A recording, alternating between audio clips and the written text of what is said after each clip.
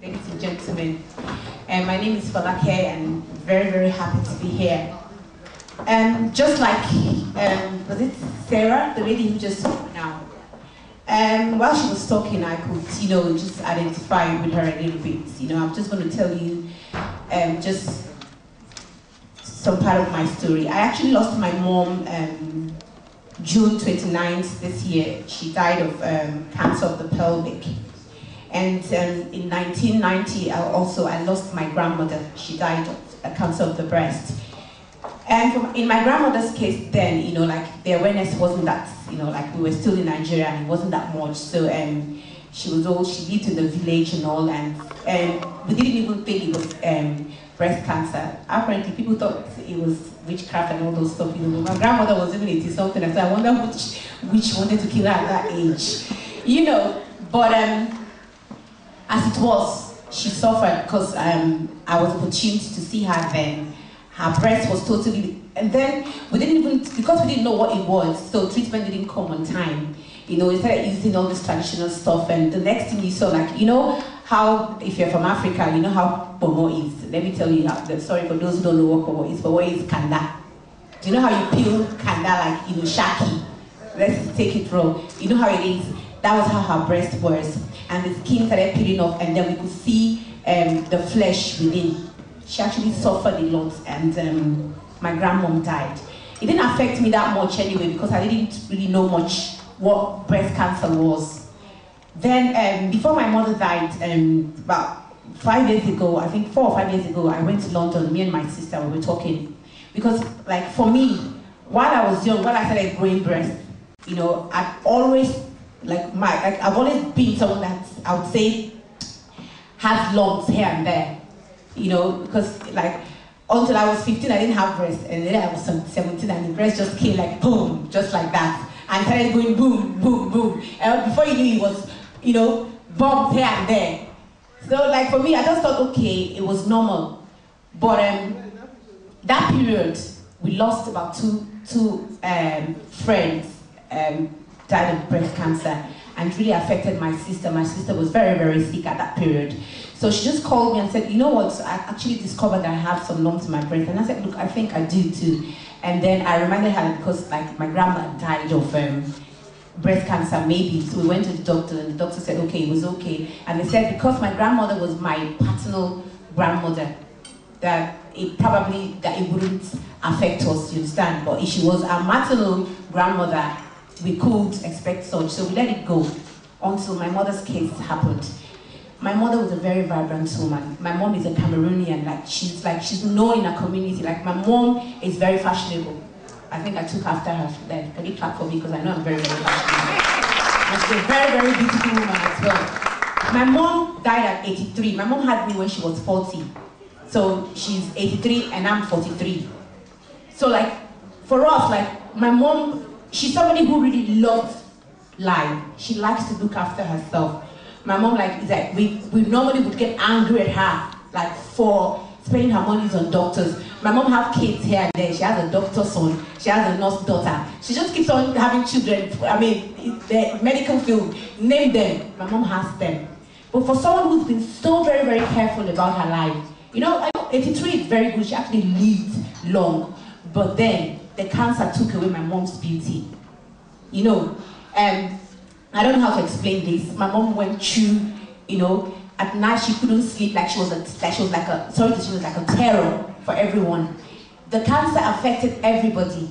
It stopped us from moving our life. We spent at least maybe about 300,000 every week because the doctor said she couldn't get the chemo and all because she was very old, that would kill her instantly. No matter how old your parents are, you never want them to die. My mom has I don't know, she has a massive sense of humor. My mom could be here, you talk to her, you think she's 16. Because I am 16 as well, but don't tell me 16. You can imagine. So my mother is like that. So then seeing my mom, going through that pain, she never slept at night. It was terrible. And it happened at a time when doctors were on strike in Nigeria. So you can imagine what it is. We take her to loot, and then you see this doctors talk to an old woman like that anyhow. She'll sit on the floor. This is a woman who have kids, The money was there. But then what can we do? We kept on buying this medication and that medication and that medication. But finally, she died. And that was when it occurred to me that, okay, this breast cancer, what are we going to do about it? You know, I kept on thinking, you see, sometimes, you see, I'd say it's good for us to celebrate one another. So I'll just say for us to just clap for Vanessa. She's really done very well. So it's another thing for us to have an idea, but it's another thing for you to put that idea into practice. You know, every now and then I sit down and think about my mom. You know, I think about how far she's come in life. My mom brought up 6 children in one room, not one bedroom, one room. Face me and face you. For those who don't know, I was born in Ajegule. Like, I was born and bred. If I speak pidgin here, you think I'm a Yoruba girl, but then when I speak pidgin, you just do a runner. So like, I was born in one of the best ghettos in the world.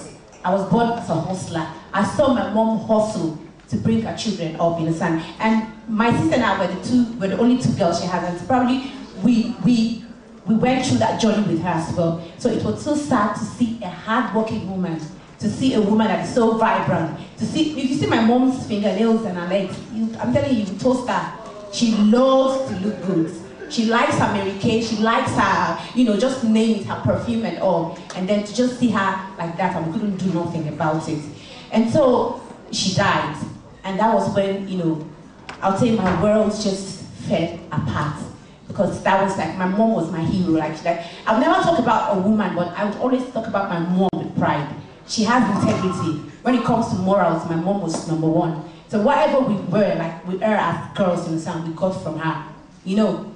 So like, Vanessa just, you know, she called me when she heard my mom died, you know, and I told her my mom died of cancer. She was telling me, she said, you know, I actually lost a very good friend of mine, you know, she died of cancer as well. I said, oh yeah, wow. And she said, oh, she's actually planning to do something like that. And I said, look, Vanessa, see for me, I like to talk too much, but sometimes I think because I have so much doing, but I think it's a very good idea, but just let me know what I can do in any way that I can help. And I would like very much to be part of it. That is why I'm standing here this evening and standing with, like, you know, to say I'm very proud of Vanessa. And for every woman here, don't look at your life, don't just look at yourself like that. It could happen to anybody.